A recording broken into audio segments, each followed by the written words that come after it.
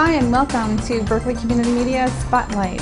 We are joined today with our producer member, Gini Graham Scott, who is a recent author of a fantastic book called The Complete Guide to Writing, Producing, Directing a Low-Budget Short Film.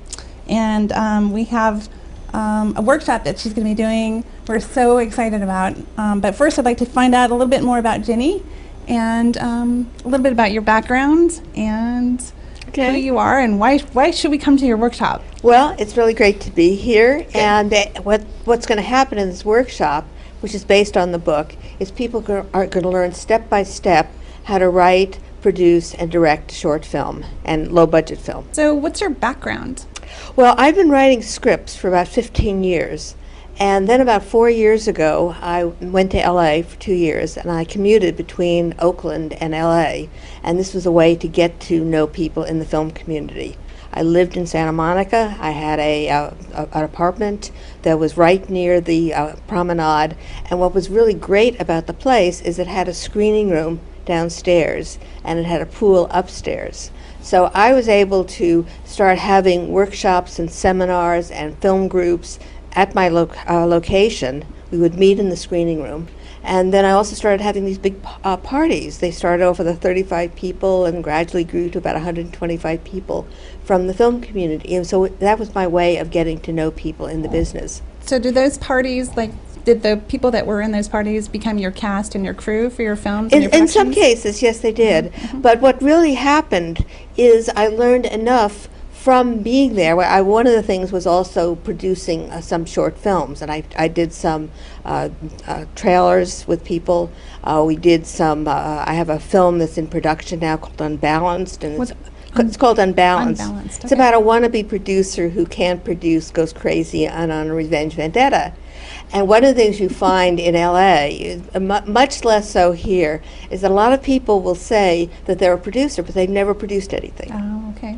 But here you have, much more people know each other in the community, people are much more stable. And so I was actually able to get a lot more done taking what I learned in LA and bringing that back to the Bay Area. And I produced about 4 dozen short films. Wow, that's great. I had some experience being on set doing some casting for this Unbalanced film.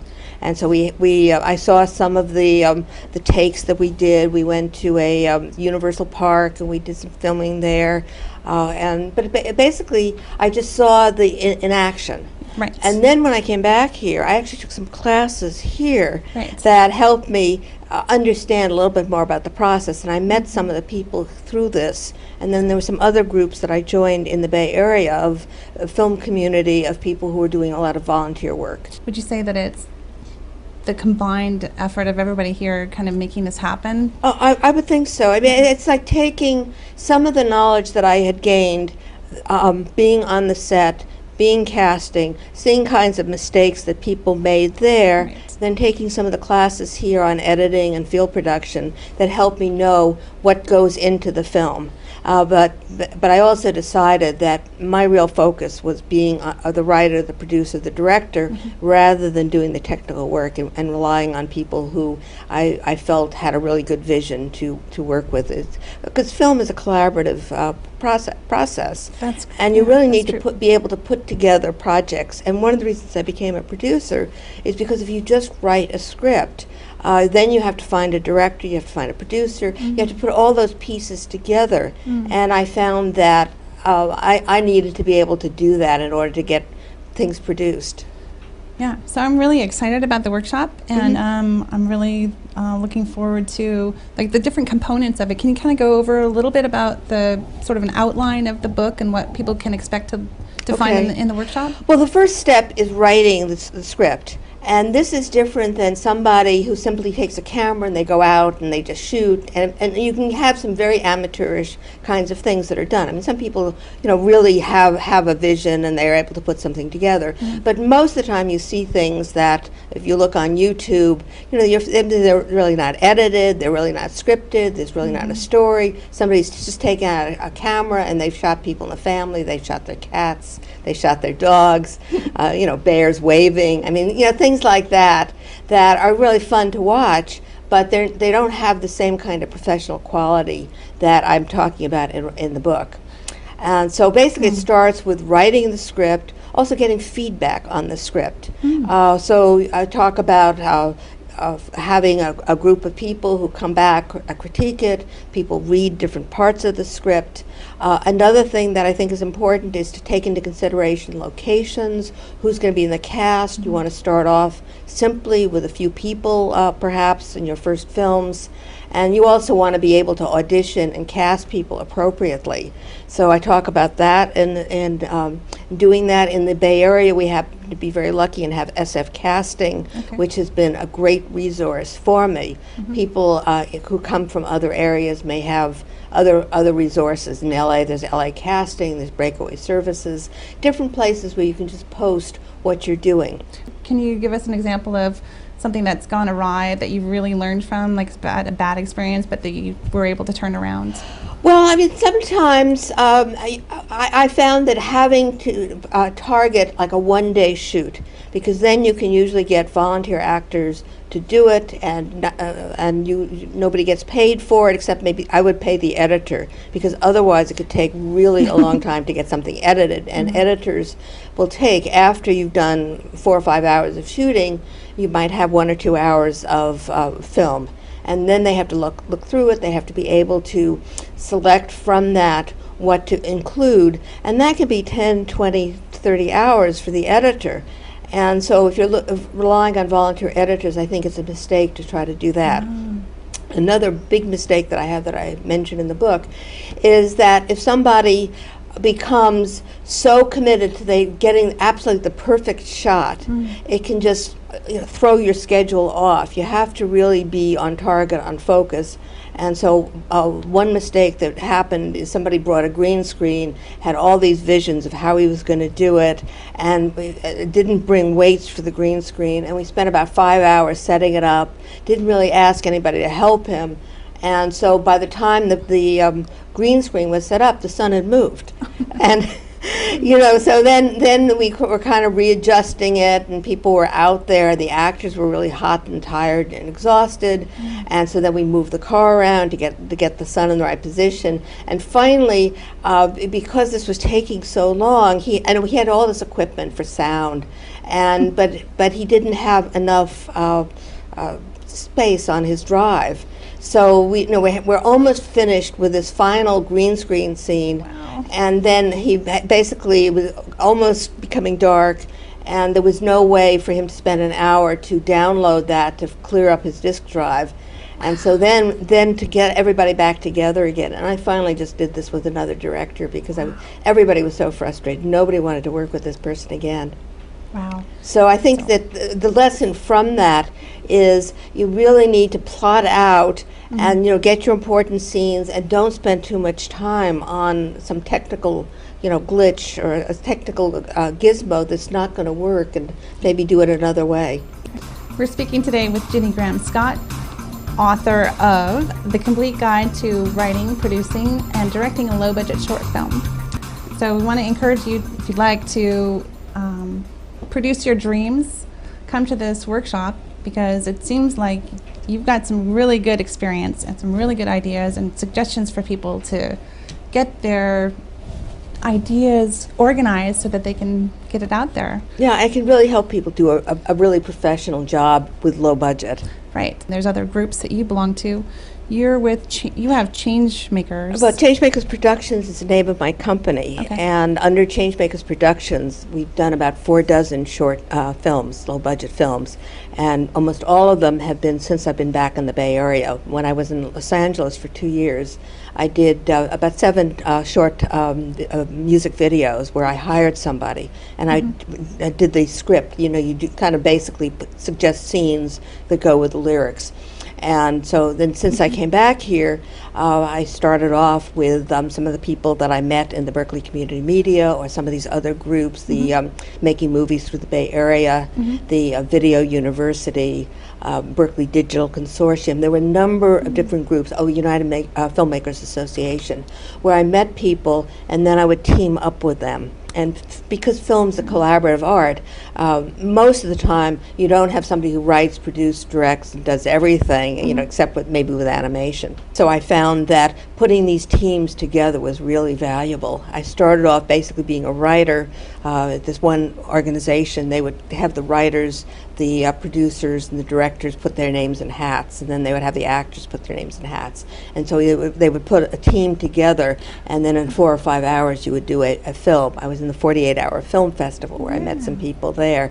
And then I also met some people through the Berkeley Community Media who I've teamed up with to do things. And I found that once things have been successful with one director, that we work together on different projects. So you're building relationships with those people, and then do you then work for them, like on their projects too? Like it's kind of a mostly it's the script that flow. starts the process. I mean, I would be open to somebody writing a script with them, but mostly it's, you know, you start off as the writer, and then you would basically produce that, and you pull in a director, or unless you're the director yourself.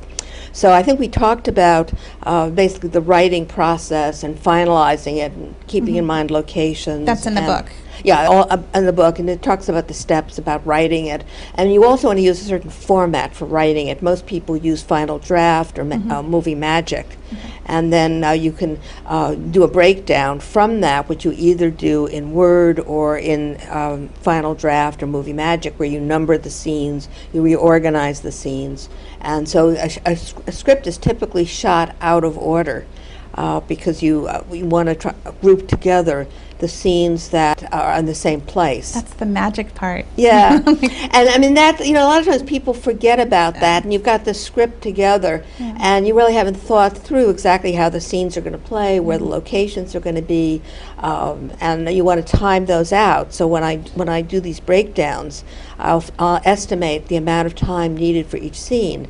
And if you need lights, you have to figure out the time for setting up the lights, where the scene's going to be, using key lights, kind of separating them out. So, you know, I talk a little bit about that, and then if you work with somebody who's experienced, you know, they can just sort of take it away. You also want to log your scenes, do takes. You have a slate. You kind of, you know, even on a small production, you want to do those kinds of things that make it easier for the editor. Professional and keep it on a certain structure.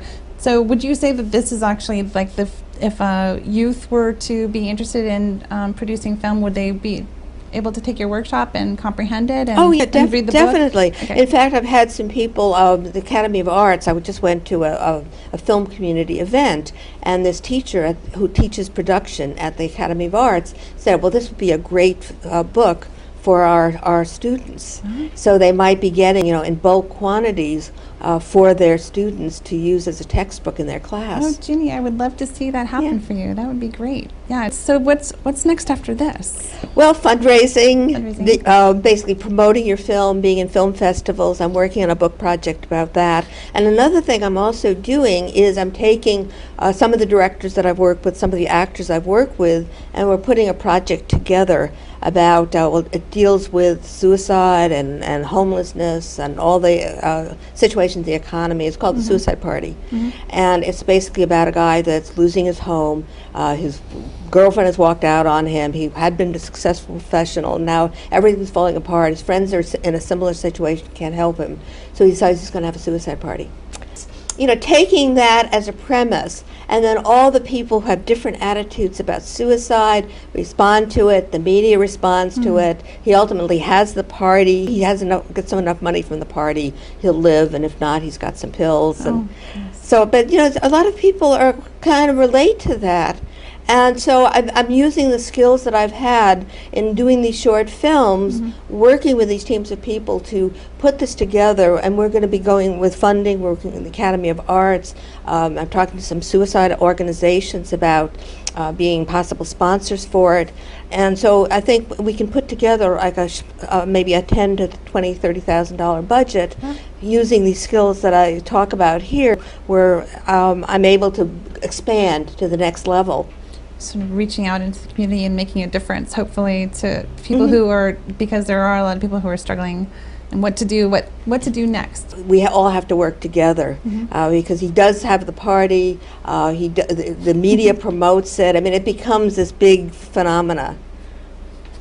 So, do you have any final thoughts for us for our promotion of your workshop and your book, and anything that you'd like to say to inspire people to Well, I think if people are working together in teams or starting to work together in teams, it would be a great thing for a team of people to come together so they have a better understanding of how it all works. That's a great idea. And also, you know, in the end, you want to put credits, you want to acknowledge people, and how to put that part of it together at the end.